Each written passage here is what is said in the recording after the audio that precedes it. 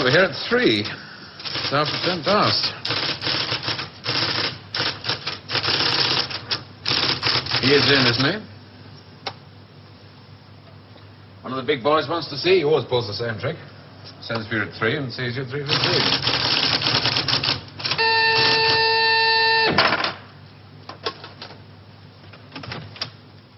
Mr. Larkin to see you, J.G.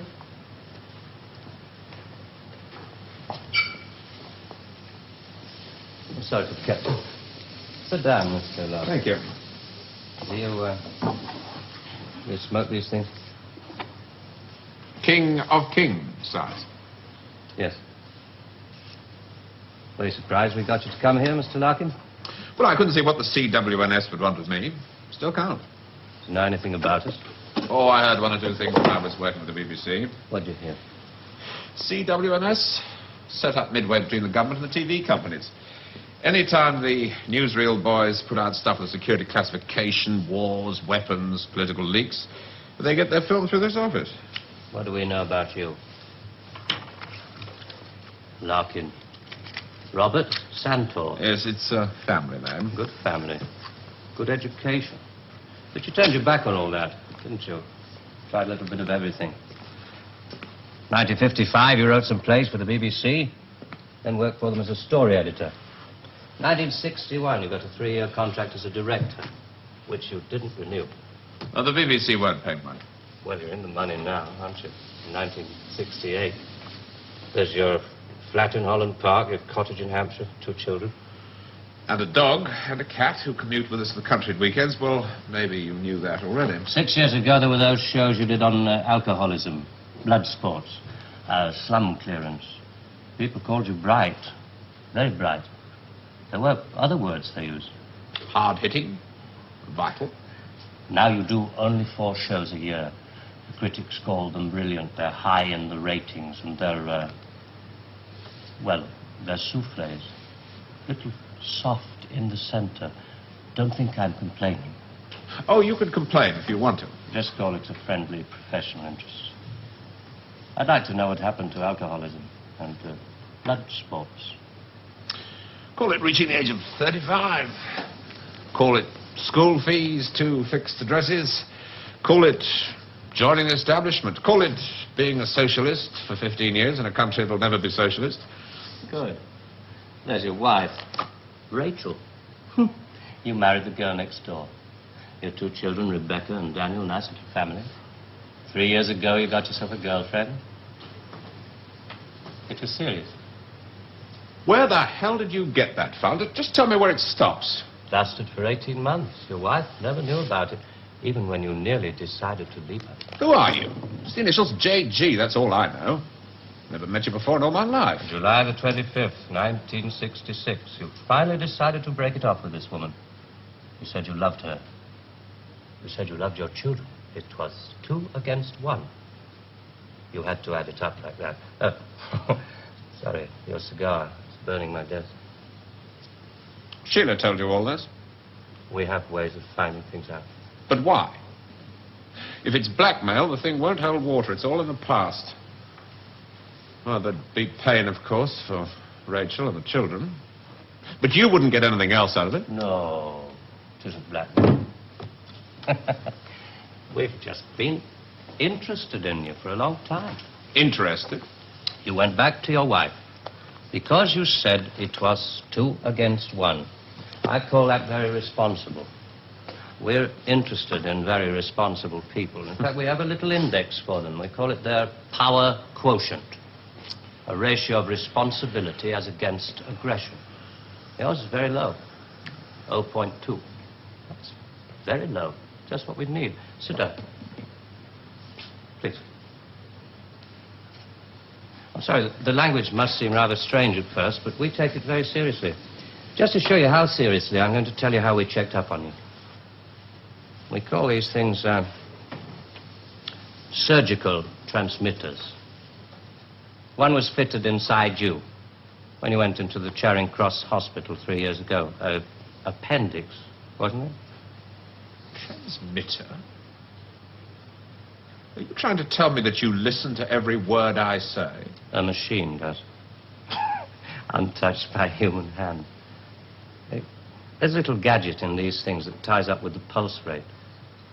Puts a bleep onto anything that you're excited about saying. British. Power quotient, surgical transmitters, high-speed tape. It's Doctor Who. I'm for the real world, Jack. Good afternoon. I shall just have to give you an example. On July the 26th, 1966, you were talking to this girl, Sheila, about love. You said to her, I quote, "The kind of love I have for you, Sheila, well, it's bed love and it's more. It's staying in bed till 6 p.m. and saying I can't go to the office today. It's eating breakfast at twilight, laughing at leaves on the pavement." I don't believe there's any such thing as these surgical transmitters. You got Sheila to tell you all this, then you wrote it down the way I might have said it. You're a good guesser.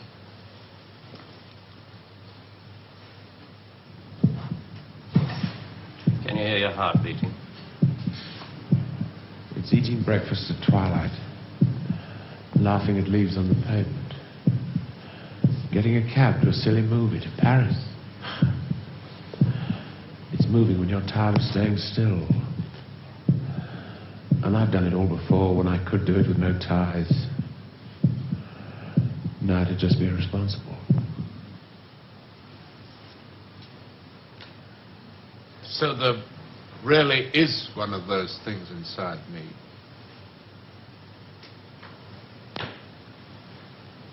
What do you want? We want people with low power quotients. We want them to work for us. Nothing more sinister than that. All this just to offer me a job. Special sort of job. The newspapers talk about the corridors of power, the power elite. Let's just say we'd like you to join the club. Oh. There's a vacancy in our newsreel department. We'd like you to help plan the news for 1973. Come again? Plan the news for 1973.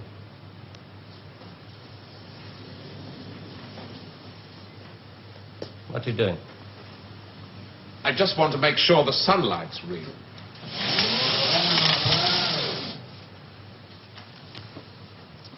I always tell people, news is the most highly developed form of fiction. The most difficult. Come on. I just want to show you something. There's no obligation to buy. Really. News requires imagination. News requires responsibility. We think you're well qualified. Please.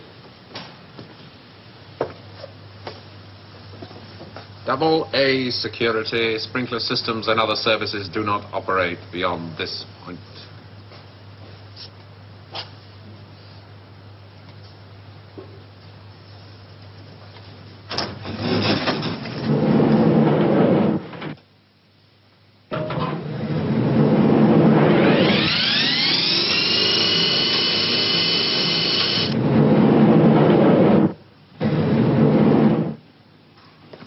'73.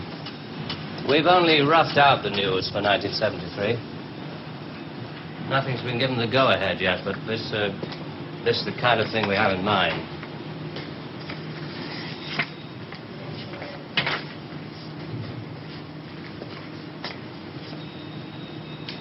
Come.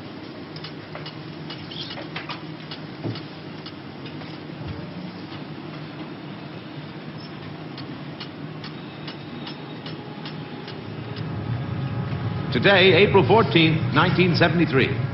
First historic pictures by Radstar of the combined U.S.-Russian landing on the moon.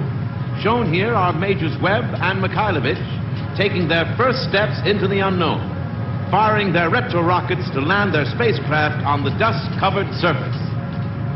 A comforting note for us stay-at-homes, both the Pentagon and the Kremlin have announced that the moon has no strategic value.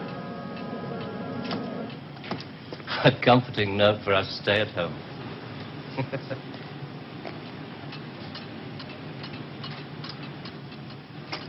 I can't show you any film on this next model. We haven't photographed it yet. But this is the way it will sound. June the 22nd, 1973. The State Department releases film of the ultimate weapon, codenamed Icarus. This satellite is equipped with a solid reactor. In layman's terms, it can freeze air solid, stopping all missiles, killing all forms of life. Icarus orbits at the same speed as the Earth, can hang in position over every major city that threatens the peace-loving nations. Rather proud of this one. Come on.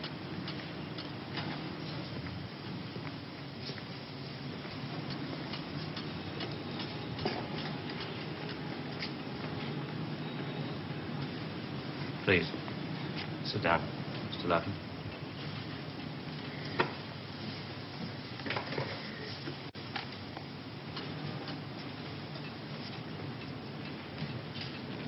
September the 5th, 1973. The new phase in global warfare. War by example. At 4:32 our time, China took out the remote Indian border village of Bandar, unprotected by the Icarus network. After the first 2 5-megaton H-bombs have fallen, the 9-way hotline finally Switch it off. But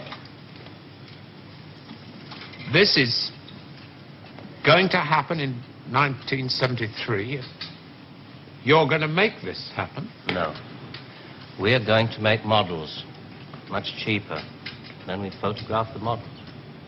Fake newsreels. That's fake newsreels. For the past 10 years, people have been looking at our fake newsreels and listening to our fake commentaries. And they accept it for the truth. And you can do it.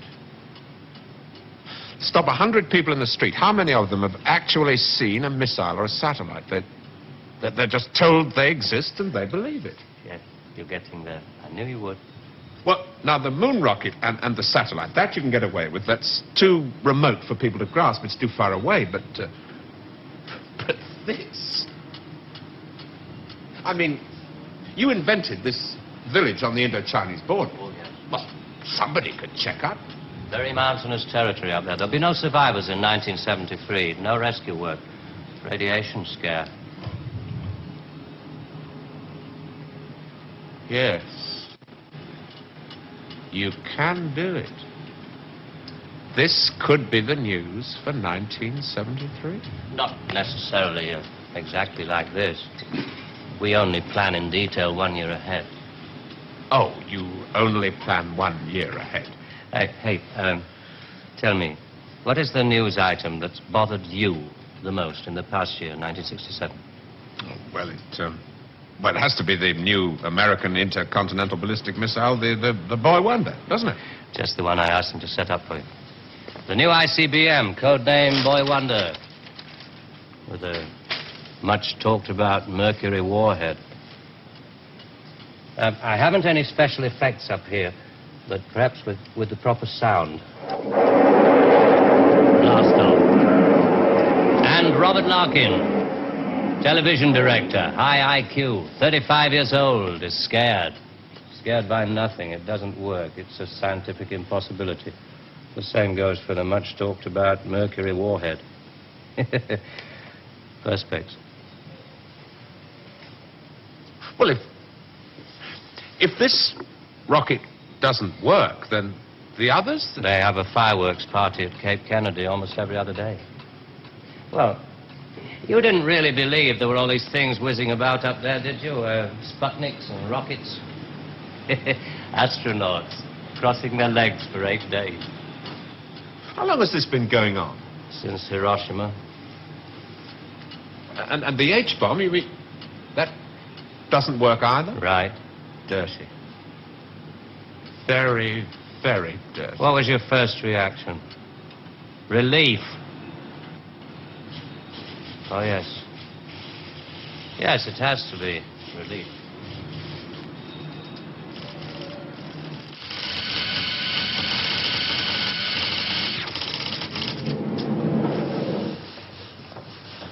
Only 12 people are allowed beyond this point.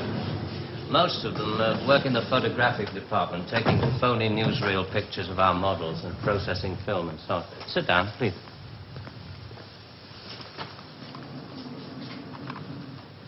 Ah, pretty pictures from our stills department. The boy wonder.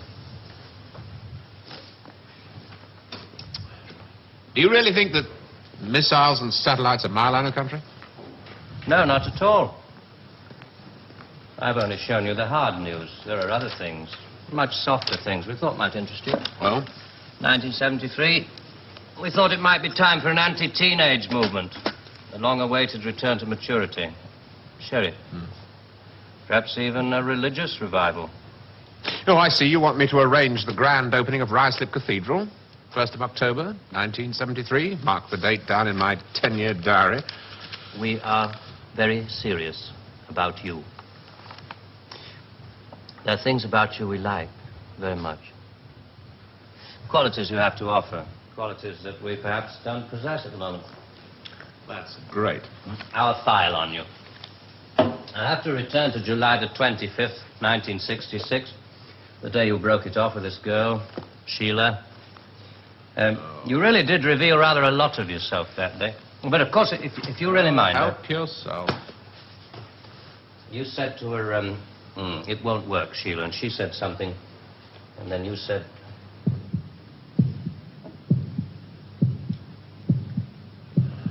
You remember I went away with Rachel and the kids to the seaside? It was midweek and this huge stretch of sand was empty. Just a circle of footprints around 3 sand castles and tracks out to sea. The whole damn day of my family marked out in front of me. The sun was going down. Rachel kept calling the kids to get dressed. She picked up buckets and spades, corny bloody things like that. I was up at the car. I looked at those footprints and I knew those people were slipping away. There were things I could tell them. We rather like that bit about footprints. You see, in this job, some of us have got rather a long way away from the idea of footprints in the sand. Those footprints were made by my children. Now, you want me to scare the hell out of them with every bomb from A to H inclusive. Well, why? I mean, when did it all start? 1945. You may remember the Americans let off their 2 atomic bombs. Well, they didn't want other people doing the same thing. I mean, you do see that, don't you? Oh, I don't know. Well, to scare the people off, the Americans put it out that the atomic bomb was halfway along the line to something much bigger, the hydrogen bomb. It didn't work. They spent 5 years in negative research. Well, what about the Russians? They're supposed to have quite a pile of these things. We were surprised when they started their tests. Then we got a few feelers from their Secret Service. Nowadays, we work very closely together. Oh, all these stories about spies going off to Russia. Mr. Philby, remember? Just good copy for the Sunday papers. Good copy. Well, the Chinese. I mean, they've just announced their bomb. Yeah, we played along with it. We recorded their phony explosion. We're rather hoping the Chinese will come along, complete the pattern, you know. In Vietnam, hundreds of people are being killed every week. Well, you can't do that with your models. No. And you can't kill people of bad habits in 2 generations. They like to carry rifles. They like to put lines on maps. And we let them because we control the situation. There's no danger of world war. Just a simple choice for everybody. Capitalism or communism. Strawberry or vanilla. It all adds up to the same thing now we've got rid of the big bangers. Well, how can you be sure that Johnson, Kosygin aren't working on other things? Poison gases, bacteria. Pathetic, man of your intelligence. You don't want to destroy the world, neither do I. What makes you think that presidents are different? Well, they've made some pretty good stabs at it in the past. There wasn't the right sort of control then. Nowadays we know better. Politicians are easy to control. The grosser mentality boys who like to be photographed getting in and out of Daimlers in Whitehall.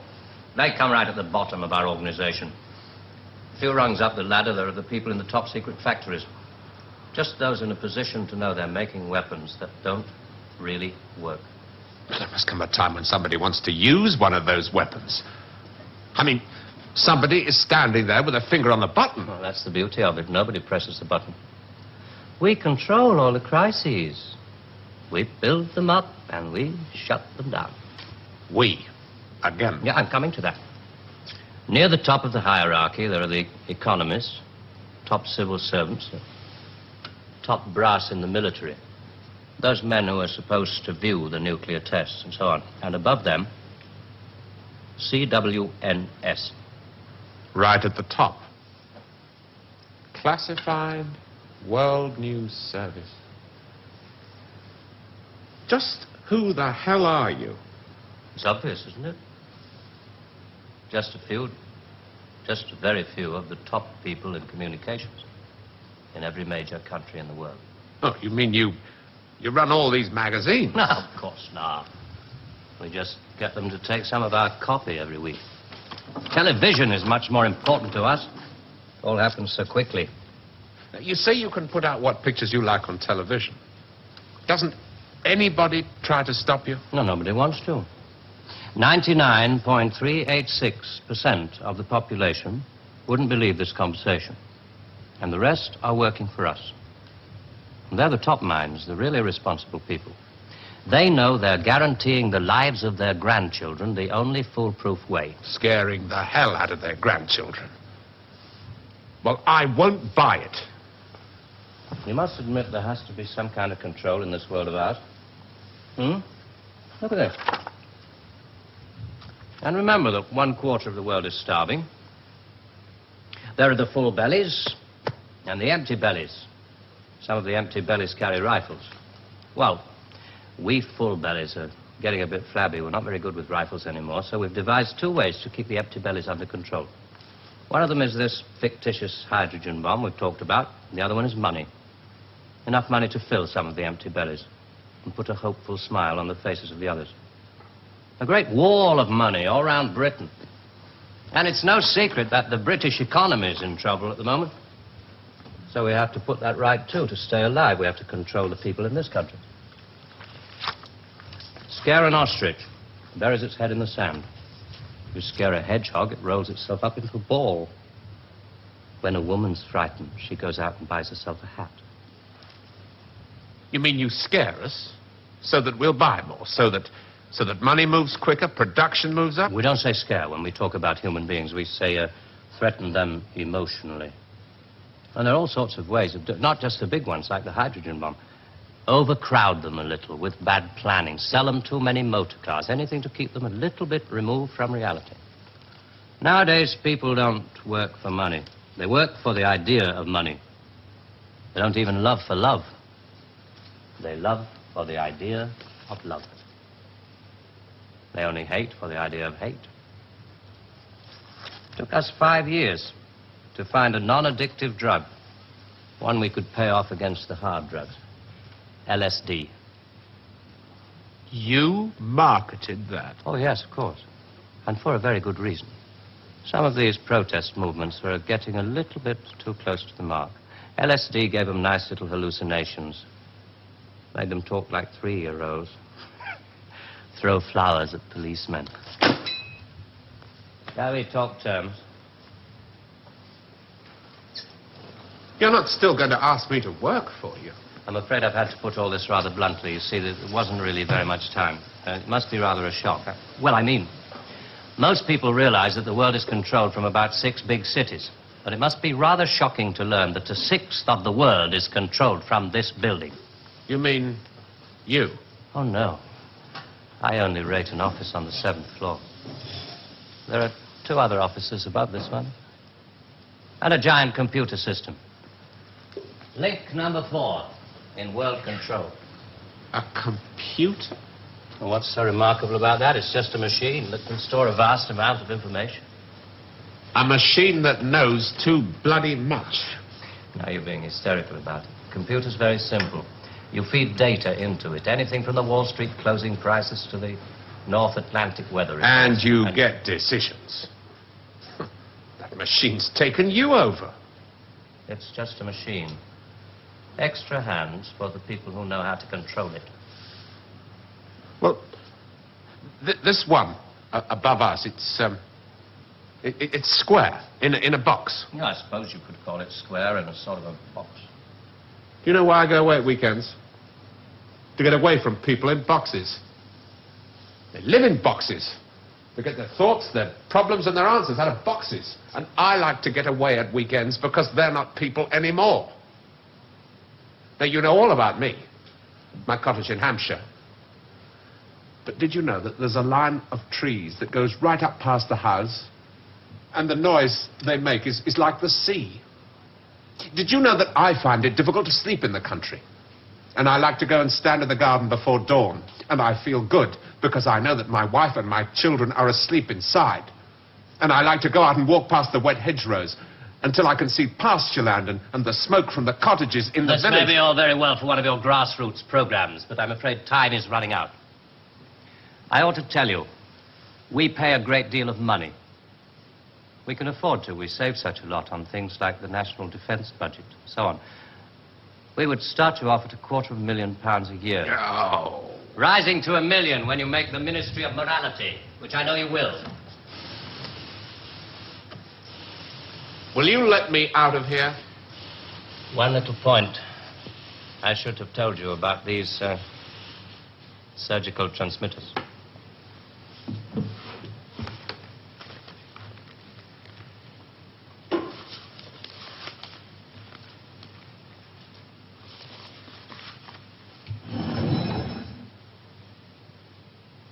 There's enough of this stuff inside you at this moment to kill 6 people.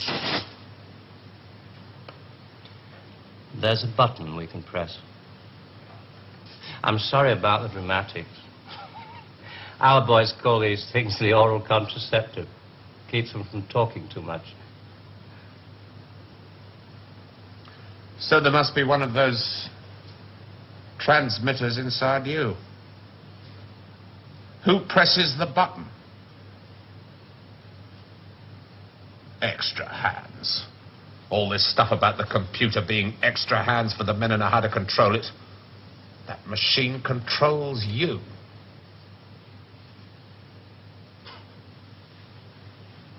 You start on Monday.